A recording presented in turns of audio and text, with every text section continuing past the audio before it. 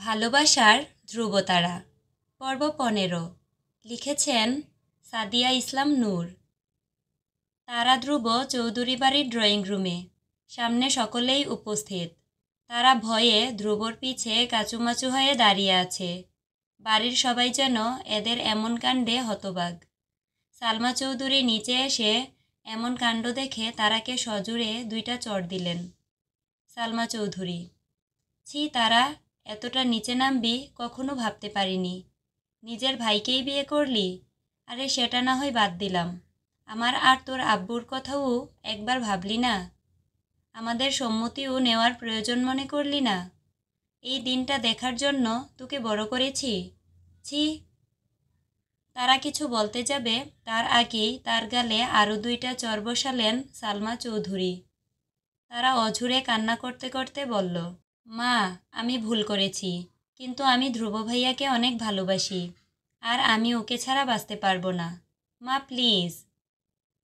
সালমা চৌধুরী: ভুল করে আবার কথা বলছিস? লজ্জা নাই তোর? মমর কি হবে?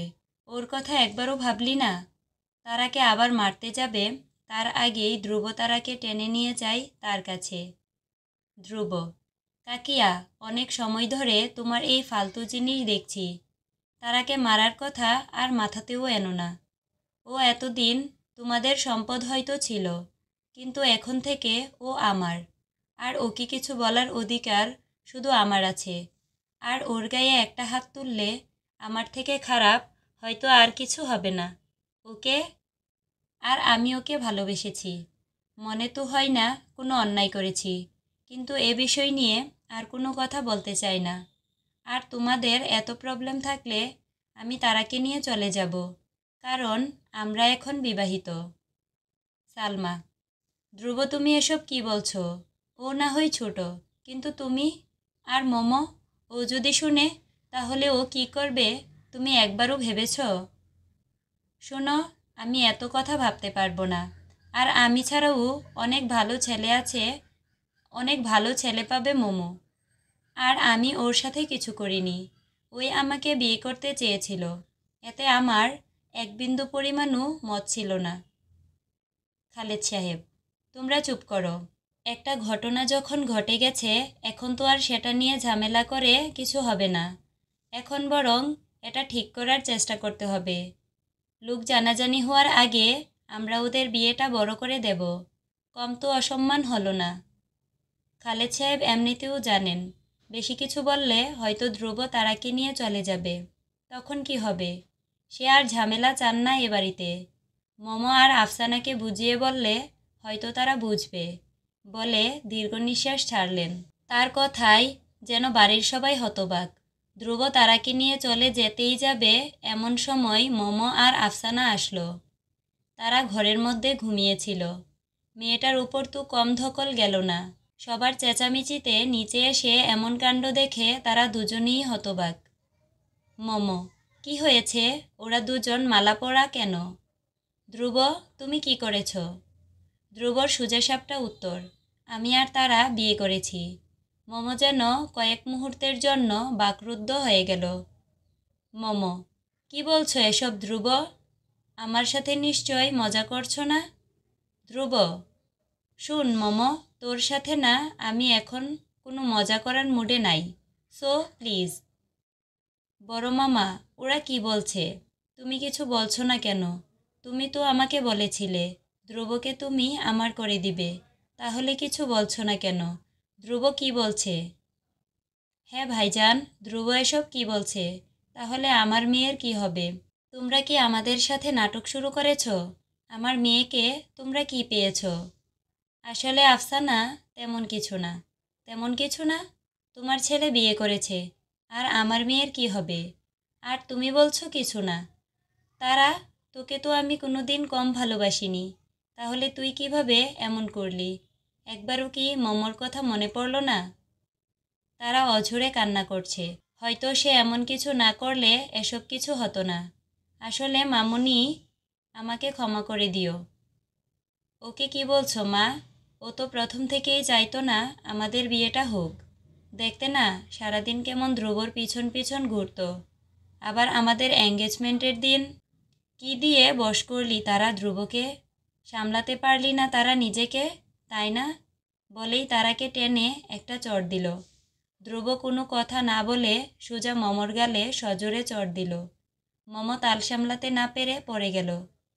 ধ্রুবর রাগ যেন এবার সর্বোচ্চ শীর্ষে পৌঁছে গেল। How dare you!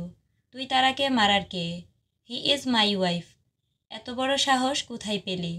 আর কখনো আমার তারাকে মারার সাহস দেখাবি না, ওকে?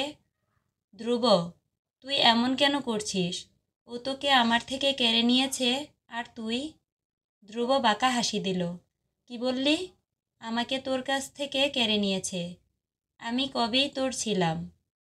কিছু কেড়ে নিতে হলে সেই জিনিসটা তার থাকতে হয়, বুঝলি? আর কখনো আমাকে তোর বলে দাবি করবি না। আমি সম্পূর্ণটাই তারার। ধ্রুব, তারা চল, আমরা এখনই এই বাড়ি ছেড়ে চলে যাব। অ্যান্ড কোনো কিছু তুই বলবি না, চল। কিন্তু আমি কিন্তু বলেছি, কোনো কথা নয়, চল। খালেদ সাহেব, ধ্রুব, কি করছো এইসব? বাড়ি ছেড়ে যেতে চাইলে তুমি যাও, তারা মামুনি কোথাও যাবে না।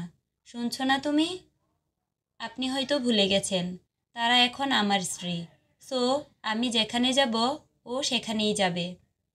খালেদ সাহেব জানেন ধ্রুবকে তিনি কোনো কিছু বলতে পারবেন না, তাহলে আরও হিতে বিপরীত হয়ে যাবে। সকলে শোনো, আমি এই বিয়েটা মেনে নিয়েছি, তাই তারাকে আর কেউ কিছু বলবে না। আর আমি এই বিয়েটা বড় করে দিব 2 দিনের মধ্যে।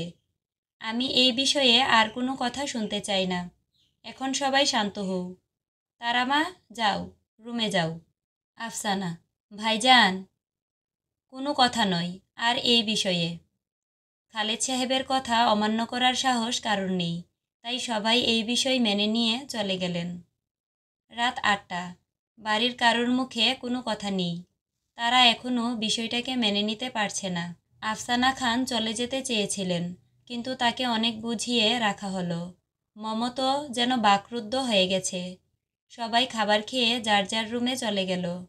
তারা রুমে এসেও পায়চারি করতে লাগলো, আর ভাবতে লাগলো তার জন্যই সব হয়েছে, সেই সব কিছুর জন্য দায়ী। ভাবতে ভাবতে তারা তার ফোনে মেসেজের শব্দ পেল। তারা দেখল ধ্রুব মেসেজ দিয়েছে, এখনই আমার রুমে আয়। তারা যেন এবার ভয়ে রীতিমতো কাঁপতে লাগলো। কি হবে? আবার ভাবতেই তারা, কি আর করার, তারা ভয়ে ভয়ে গেল ধ্রুবর রুমে। রুমের সামনে এসে দাঁড়িয়ে রইল, ভেতরে যাওয়ার সাহস পেল না। ধ্রুব, কি হলো? ওখানে আর কত সময় দাঁড়িয়ে থাকবি? নাকি সারা রাত আমাকে পাহারা দিবি? ভেতরে আয়, দরজা খোলা আছে। তারা ভাবতে লাগলো, রুমের দরজা বন্ধ, অথচ কিভাবে বুঝলো তারা এখানে দাঁড়িয়ে? কি হলো? আসবি নাকি আমার কুলে করে আনতে হবে? না, আসছি। তারা গিয়ে ধ্রুবর সামনে দাঁড়ালো। ভয়ে সে কাচুমাচু হয়ে গেল। কি হলো? ভয় পাচ্ছিস কেন? আমি কি ভাগ নাকি ভাল্লুক? কই, ভয় পাচ্ছি না তো। Good girl. এই না হলে আমার বউটা। মন খারাপ বাড়ির বিষয় নিয়ে? তারা চোখ নিচে করে কান্না করে দিল। এইদিকে তারা দেখ, আমি সব সময় তোর পাশে আছি, তুই কখনো কান্না করবি না। তারা, ধ্রুব তারার চোখ মুছে দিল। নে, এবার একটু আমাকে হেসে দেখা। তারা লজ্জায় লাল হয়ে গেল। কি হলো? এত ব্লাশ করছিস? গাল তো একদম লাল হয়ে গেছে। কি খবর ম্যাডাম? তারা যেন লজ্জায় নুয়ে গেল। তারার নিঃশ্বাস যেন আটকে গেল। ধ্রুবর আঙ্গুল তার চিবুকে ঠেকতেই শরীরটা কেঁপে ওঠে।